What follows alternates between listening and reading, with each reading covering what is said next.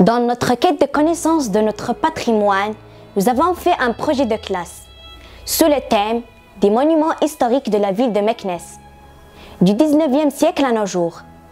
C'est avec un immense plaisir que nous vous présentons cette capsule, à travers laquelle nous allons suivre les traces des différentes dynasties du Maroc, et ce depuis les Idrissides.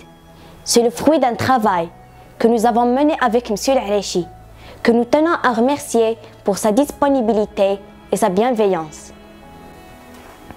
La ville romaine de Volubilis a été fondée au IIIe siècle avant Jésus-Christ, sur les ruines de Walili, du nom d'une fleur, capitale du royaume berbère de Mauritanie tangitane. Les vestiges de Volubilis témoignent de la splendeur d'une civilisation et d'une présence qui a duré plus de 6 siècles.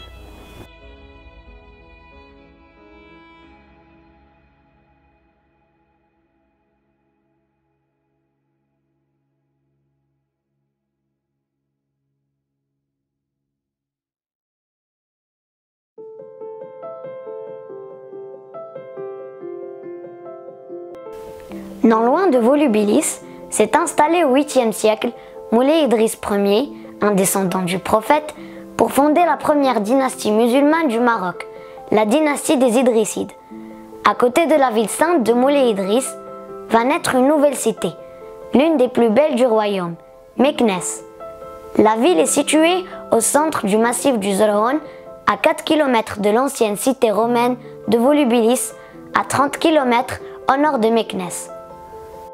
Moulay Idriss Ier, né en 743 à la Mecque, est un descendant du prophète, arrière-petit-fils du 4e calife Ali et de la fille du prophète Fatima.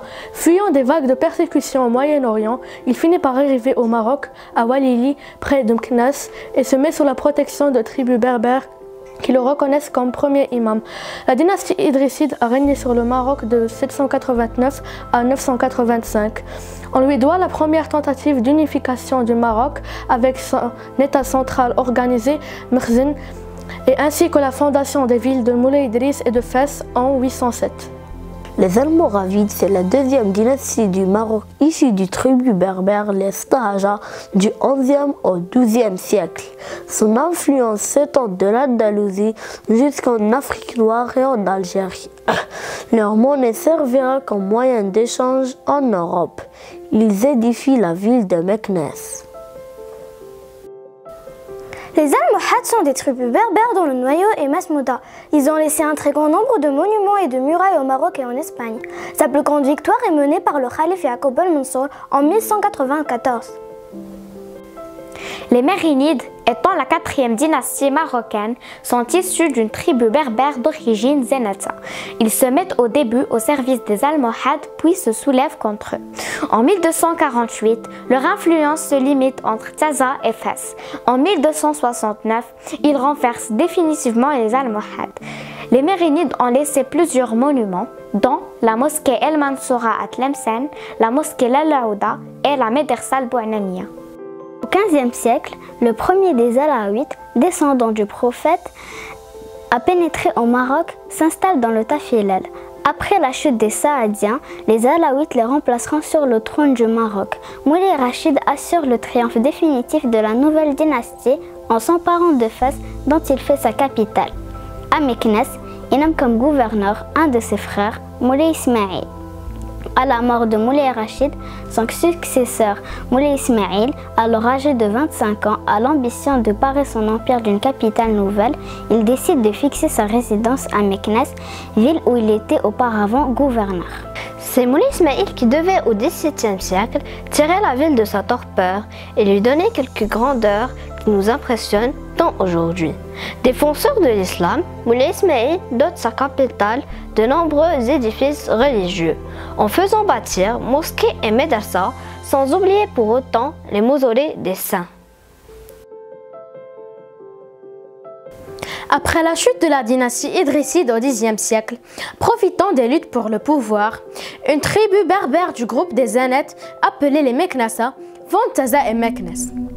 Cette dernière est dénommée Meknassa Zaytoun, Meknès des Oliviers, pour la distinguer de ses homonymes. Meknassa de Taza, Meknassa près de Ceuta et Meknassa el Jaf au nord de l'Andalousie. Nomades au début, les Meknès deviennent des jardiniers sédentaires qui développent la culture de l'olivier sur le bord de l'Oued Boufkran, l'Oued Ouizlan, sur la route de Fès et de l'Oued Abou Ishaq. Taoura était le centre d'habitation. À l'origine, la population était diversifiée, constituée de groupements originaires berbères de la tribu d'Mkeneza. Meknès surnommait la ville aux 100 minarets en raison de ses nombreuses mosquées.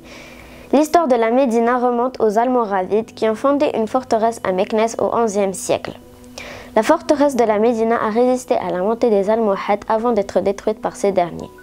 La Médina a été ensuite reconstruite dans une plus grande taille avec de grandes fortifications. Sous les Mérinides, elle a reçu d'autres madrasas, des kasbahs et des mosquées. Meknès avec sa Médina ont été la ville impériale de Moulay Ismaïl après son accession au sultanat du Maroc 1672-1727.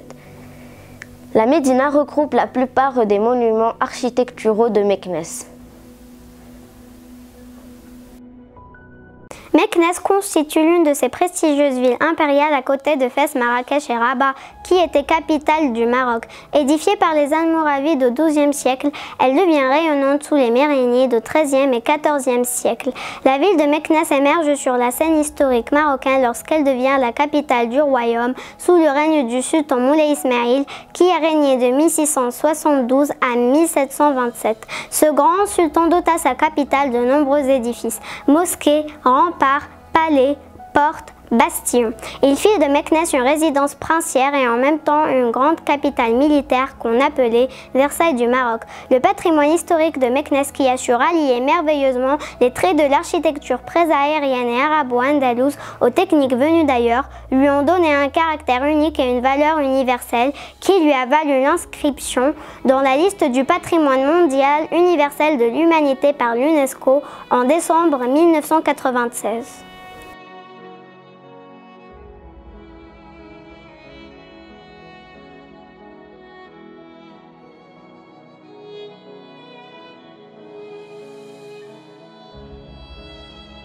La porte dite Bab el-Manzour a été achevée en 1732 par Moulay Abdullah, fils du sultan Moulay Ismaïl. Elle marque l'entrée principale du palais impérial construit pour Moulay Ismaïl. La porte a été conçue par un chrétien converti à l'islam, d'où son nom, la porte el-Mansour, le renégat.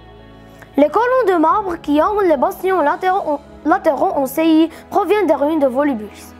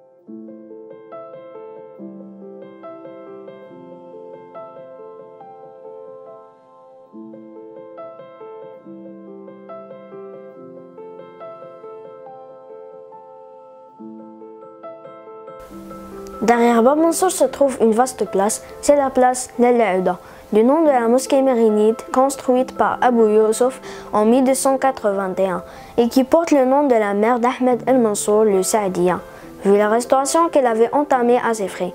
C'était l'ancien mouchoir de la première demeure princière de Moulay Ismaïl, en l'occurrence les palais de Dar el-Kbira, Qsar Chacha, Qsar Sinia et Qsar Moulay Zidan.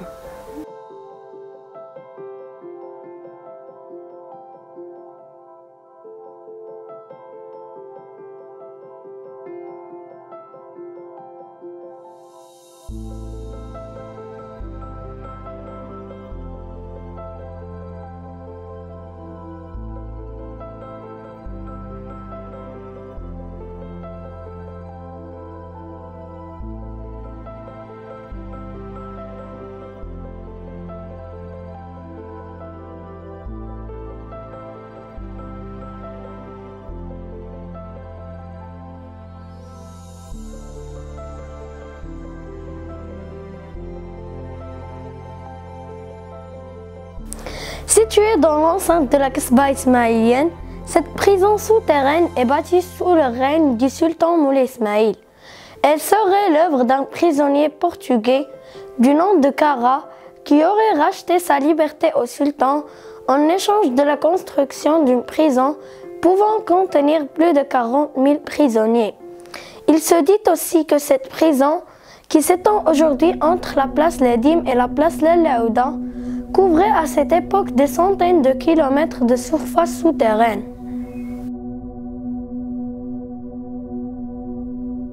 L'Aqbat Soufara, le pavillon des ambassadeurs, servait jadis au sultan pour recevoir les ambassadeurs et émissaires étrangers qui lui rendaient souvent visite pour négocier le sort des captifs.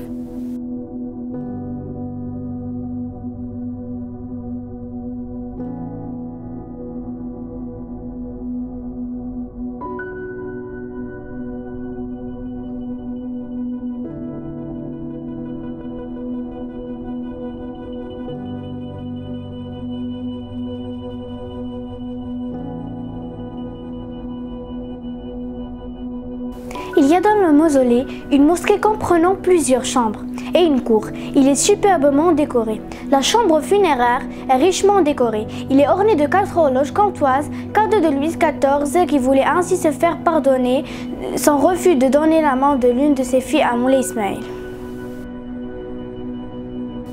Le mausolée de Moulay Ismail est situé près de Bab Mansour.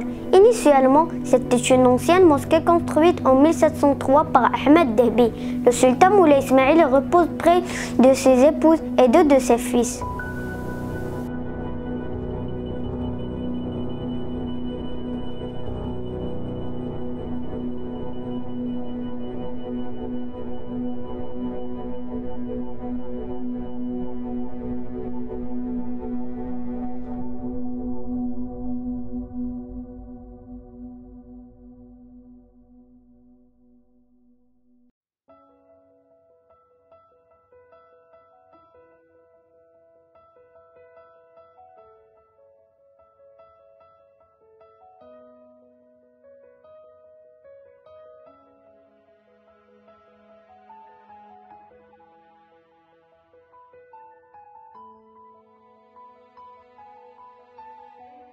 Bab al-Kbira, principale entrée du premier quartier royal.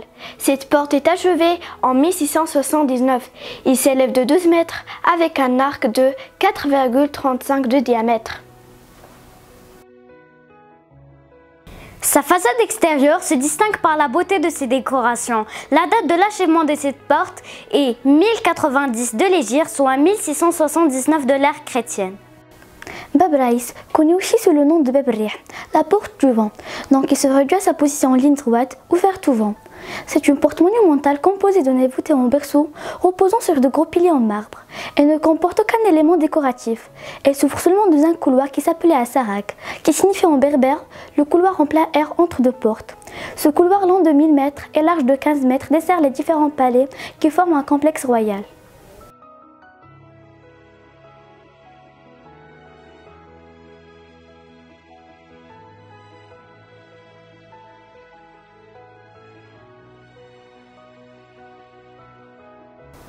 Le palais Mhencha est aujourd'hui le palais royal de Meknès d'Al-Ghazal. Derrière le palais Mhencha se situe un autre palais édifié par Moulay Ismail, appelé aujourd'hui Daloukan, maison des vaches. Ce nom lui a été attribué au temps du sultan Moulay Hassan Ier qui installa des vaches pour alimenter le palais en produits laitiers.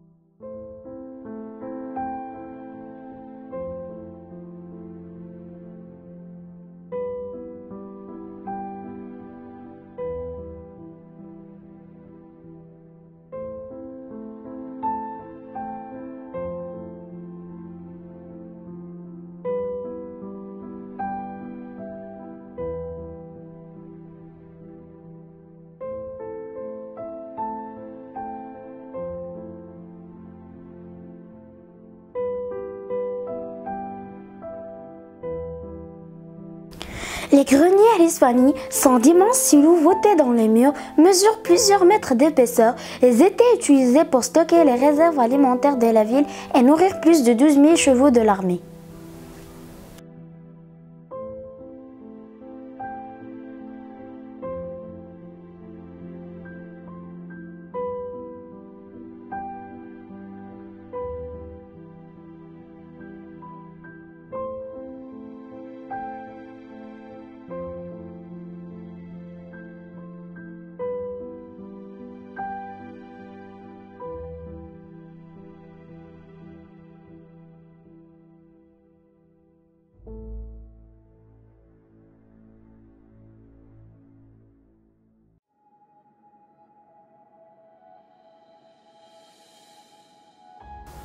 Seri Swani, immense réservoir d'eau sous forme d'étang, date de l'époque ismaélienne, fin XVIIe siècle. Il est situé dans la cité impériale au nord-ouest des Greniers. C'est un ouvrage hydraulique qui mesure 149 sur 319 mètres et a une profondeur de 3 mètres environ.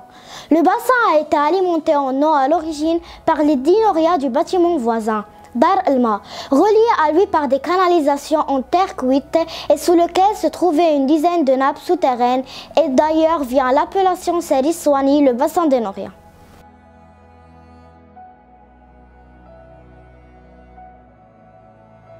Qas al-Mansour se situe près des écuries de Moulay Ismail. Elle est construite vers la fin du règne du sultan Moulay Ismail.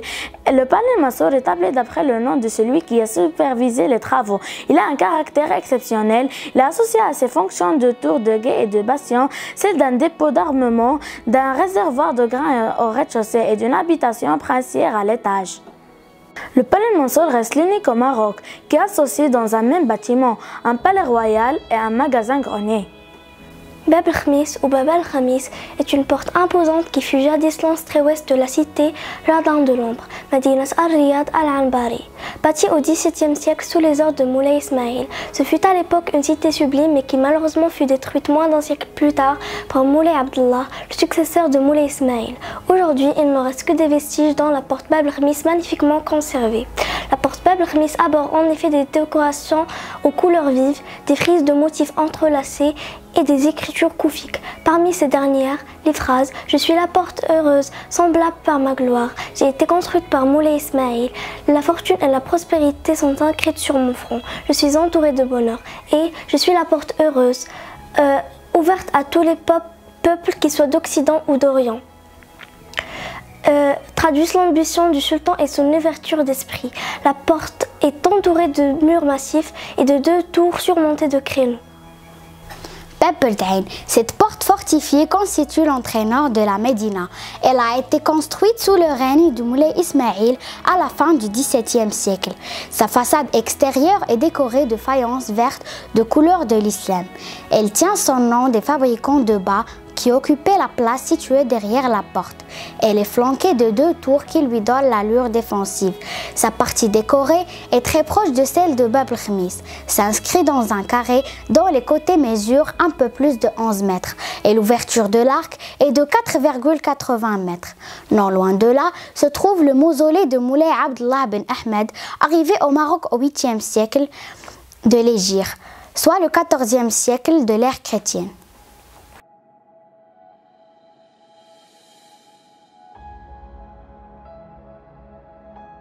المنطق هذا فات الصوار دابا السياره هذا هيزه الا دورتو جبتو ما تلقاو هذا سميتو الدار والعرصه ديالها كانت يجيب لها الماء من بوفكران هاد السيده كانت خدامه عنده في القصر. هذا الشيخ الكامل هنايا الشيخ الكامل وهذا اللي حداه مولاي عبد الله بن احمد. غادي تشوفوا عينيكم الفوق هنايا على اليسار غادي تشوفوا بعد هذوك الخطوات راه السريه دايزه فلوس السريه دايزه فلوس. palais Jamei. En 1882, le grand vizir du sultan Moulay Hassan Ier, connu sous le nom de Jamei, fait construire une demeure palatiale témoignant des modèles des monuments du 19e siècle dans son décor et ses détails architecturaux. Actuellement, le palace est aménagé en musée. Le palais d'Al-Jamei est situé à la place Lehdim. Il a été d'abord transformé par les Français en 1912 en hôpital militaire sous le nom de l'hôpital Louis. Par la suite, il a été aménagé en musée sous le nom de musée des arts indigènes avant de prendre le nom de musée d'Al-Jamei. Depuis ce jour-là, il a été inscrit au patrimoine protégé de Meknès. Le palais Jamei présente une exposition permanente et d'autres expositions temporaires du patrimoine culturel marocain avec ses céramiques, broderies, tapis et sculptures.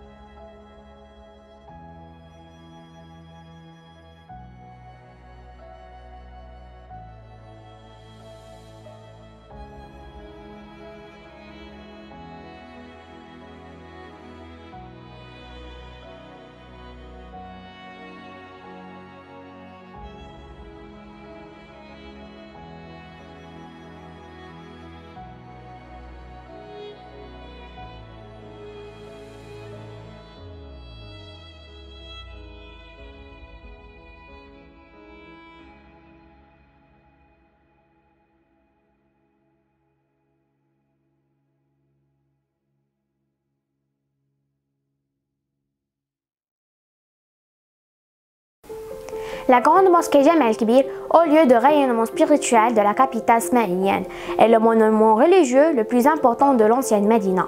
Fondée par les Almoravides au XIIe siècle, elle fut transformée en plusieurs reprises pendant l'époque des Almohades, des Mérinides et surtout sous le règne du sultan Moulay Ismaïl. Elle se caractérise par de belles portes sculptées et s'étend sur une superficie de 2700 mètres carrés.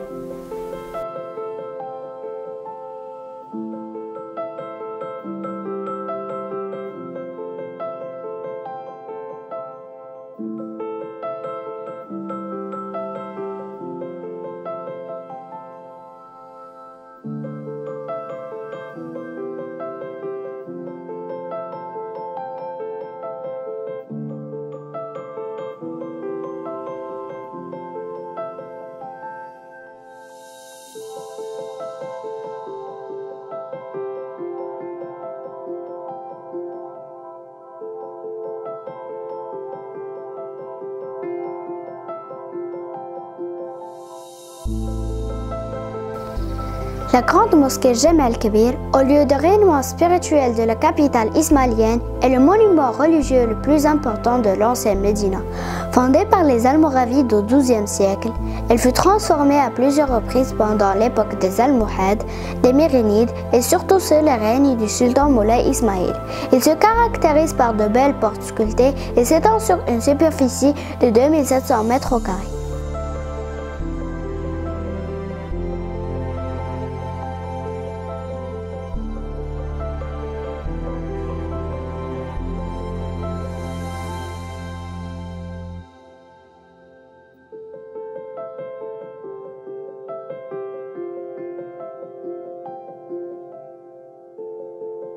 La Mdersa al-Bou'ananiya est considérée le monument historique le plus important grâce à sa beauté et son ancienneté. Elle est célèbre pour ses décorations de faïence, mosaïques, stucs et bois sculptés. Elle date du XIVe siècle. La construction de la Mdersa al-Bou'ananiya commença au début du règne de Abou al-Hassan en 1331 dynastie mérinide, ne fut terminée que 20 ans après, en 1351, sous le règne d'Abou Aïn al-Faris dont elle porte le nom. La Mdersa al-Bou'ananiya fait partie du patrimoine protégé de Meknès depuis 1923.